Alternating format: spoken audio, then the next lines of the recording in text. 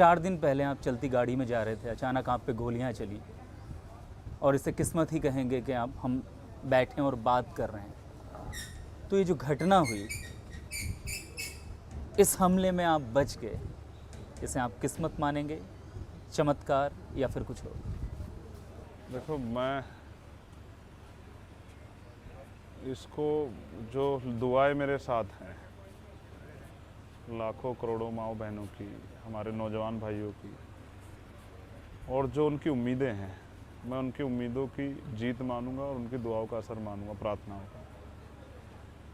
ये सच है कि जिस तरह की घटना थी, शायद मैं आज आपके साथ बैठ के बात करने नहीं कर पाता, होता ही नहीं। लेकिन ये भी सच है, मुझे ऐसा लगता है कि जो काम कुदरत मुझसे लेना चाहती है वो भी पूरा नहीं हुआ, क्योंकि जिस कुदरत ने आपको जन्म दिया, जब तक जिस उद्देश्य के लिए आपको उन्होंने जन्म दिया, भेजा, अगर वो पूरा नहीं होगा तब तक जो है वो आपसे काम लेती रहेगी। तो मुझे लगता है कि अभी मेरा काम अधूरा है और इसलिए मुझे जो है मौका मिला। हम देख रहे हैं, मैं सुबह से यहाँ हूँ, बहुत से लोग आपसे मिल रहे हैं और आपका हाल चाल जान रहे हैं। आप सबसे यही कह रहे हैं कि मैं डरा हुआ नहीं हूँ, हम आगे काम करेंगे।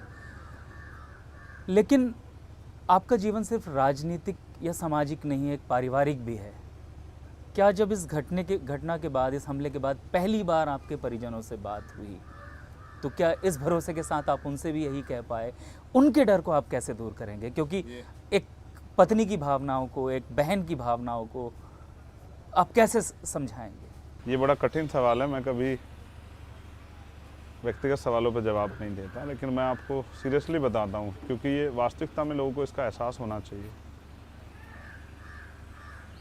मैंने माँ को फ़ोन किया, पता तो उन्हें लग गया था, तो मगर मैंने उनसे एक ही बात कही, कोई इधर उधर की बात नहीं, कि मैं ठीक हूँ और आप मिलने मत आना, क्योंकि मैं आपकी आंखों में आंसू नहीं देख पाऊंगा, क्योंकि बेटे को खून से लथपथ माँ देखेगी तो उसको तकलीफ होगी। जिन बच्चों ने आप पे अटैक किया, लड़के हैं, कम उम्र के हैं, इस हमले के बाद एक बार भी आपके मन में ख्याल आया कि अगर मैं इनसे कभी मिलूंगा तो क्या कहूँगा? तो मैं ये कहूँगा, मैं उनको भी कहूँगा, कुदरत उनको सद्बुद्धि दे। हिंसा किसी चीज़ का रास्ता नहीं है। उनको मुझसे कोई शिकायत हो सकती है, लोकतंत्र है, विरोध आलोचना के लोगों को तैयार रहना चाहिए, और अच्छे बुरे सब तरह के लोग हैं। जहाँ उन्होंने ये किया, वहीं उस समाज में भी मेरे प्रति पीड़ा है। जिन लोगों, जो उनमें उस समाज में संघर्ष आए, उनको भी एहसास है कि संघर्ष से आने वाला व्यक्ति कैसा होता है। मैं किसी के विरोध में नहीं हूँ। हाँ, मैं अन्याय का कल भी विरोध करता था, आज भी करता हूँ, हमेशा करता रहूँगा। मैं उनकी सज़ा उनके परिवार को नहीं देना चाहता, इसलिए मैं चाहता हूँ कि कुदरत उनको सद्बुद्धि दे। और विश्वास करो, अगर मेरे उस पर जिम्मेदारी ना होती ना, तो मैं उनको माफ़ कर देता, मैं उनको माफ़ कर देता और भूल जाता कि मेरे साथ कुछ हुआ था। लेकिन मेरे कंधों पर जिम्मेदारी है। कल ऐसा अगर मैं उनको माफ़ करूँगा इस तरह से, तो लोग ये सोचेंगे हो सकता है मैंने खुद ही कराया। इस वजह से मैंने कहा कि पुलिस जांच करे, और मैं स्ट्रांगली जांच इसलिए चाहता हूँ कि दूध का दूध पानी। मैं बस ये जानना चाहता हूँ कि उन्होंने मेरे ऊपर हमला क्यों किया, उनके पीछे कौन है, और मैं इसको जान के रहूँगा। और मेरा बस चलेगा तो मैं उनसे मिलने भी जाऊँगा और पूछूंगा कि बताओ भाई क्या शिकायत है। चंद्रशेखर जी, थोड़ा सा आपकी पॉलिटिक्स पे बात कर लेते हैं। आपने का जो शुरुआती दौर था, आप एक आक्रोशित दलित युवा के रूप में सामने आए जो दलित अधिकार की बात करता था। फिर आपने भीम आर्मी बनाई जिसने स्पष्ट रूप से शोषितों और वंचितों के लिए काम करने का प्रयास किया, दावा किया। उसके बाद अभी मैं यहाँ देख रहा था, आपसे जो लोग मिलने आ रहे हैं हर जाति वर्ग के लोग हैं। अगर हम देश की दलित राजनीति की बात करें तो अब आप अपने आप को कहाँ देखते हैं? जहाँ पहले था, जब मैंने अन्याय के खिलाफ लड़ना शुरू किया, मुझे लगता था कि शोषण ही सब कुछ है, जो एट्रोसिटी हो रही है। थोड़ा सा आगे बढ़ने के बाद मुझे पता लगा कि शिक्षा हथियार है जिससे हम लोग आगे बढ़ सकते हैं, इसलिए हमने भीम आर्मी के माध्यम से शिक्षा का प्रचार प्रसार किया। लेकिन जैसे हमने और करीब से चीज़ों को देखा और मैं जेल गया और मैंने सत्ता की ताकत को महसूस किया कि निर्दोष होते भी आप पे NSA लग जाती है सुबह 3 बजे उठ के, और फिर आपको 1 साल जेल में रहना पड़ता है, आपकी इलाज बंद हो जाता है, आपका जो है और तमाम तरह की चीज़ें जो है सुविधाएं बंद हो जाती हैं, आपके परिवार से मुलाकात बंद हो जाती है, आपकी हत्या करने का प्रयास किया जाता है, आपकी जेल ट्रांसफ़र हो जाती है, आपको बोलने से मना किया जाता है, आपके मुंह पे ताला लगाया जाता है। तब मुझे समझ आया कि सत्ता में कितनी शक्ति है।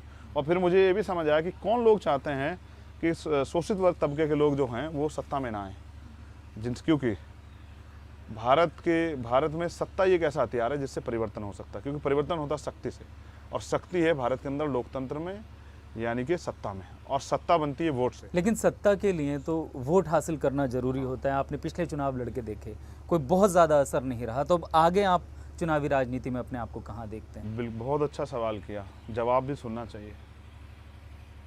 कांग्रेस कब बनी, क्या आपको एहसास है? और कांग्रेस सत्ता में कब आई? आरएसएस कब बनी और सत्ता में कब आई? बीजेपी कब बनी और सत्ता में कब आई?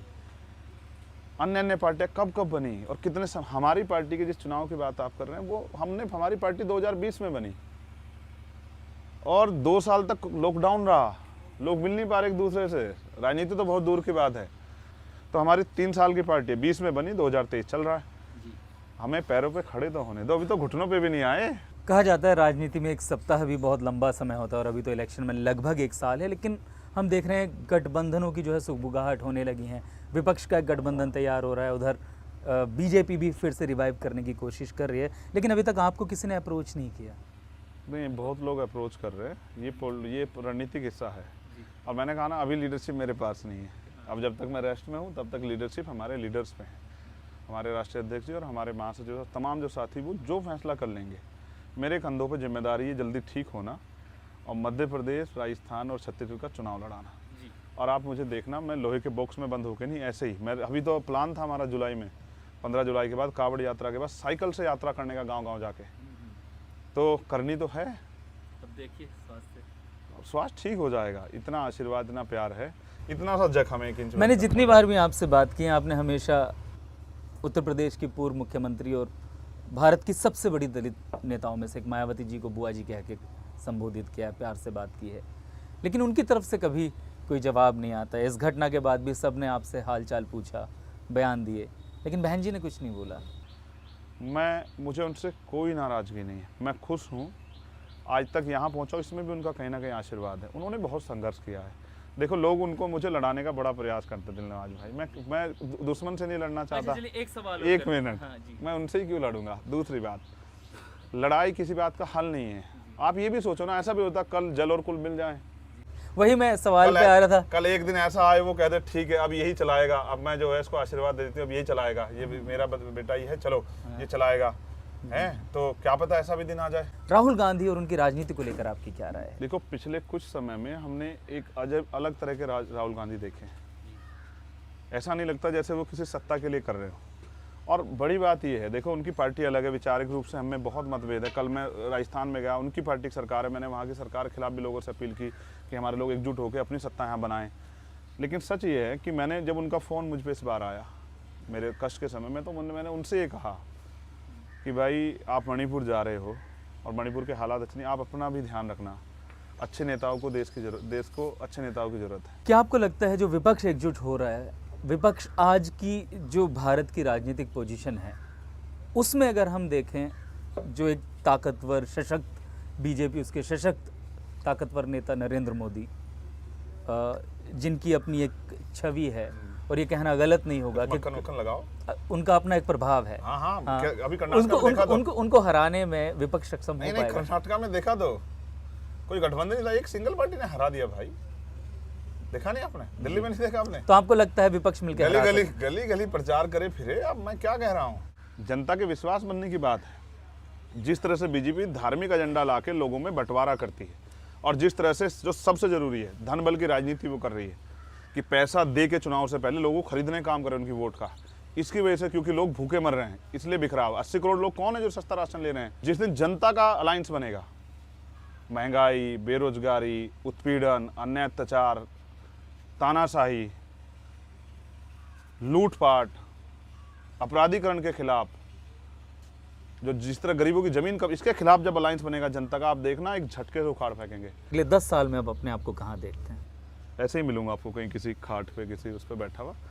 लेकिन हो सकता है कि मेहनत की वजह से दायरा बहुत काम का बड़ा हो चुका हो और काफ़ी जगह पे आज़ाद समाज पार्टी के लोग सरकार बना भी चुके हैं, सरकार में शामिल भी हों और जनता की सेवा कर रहे हो, लेकिन रहूँगा ऐसा ही।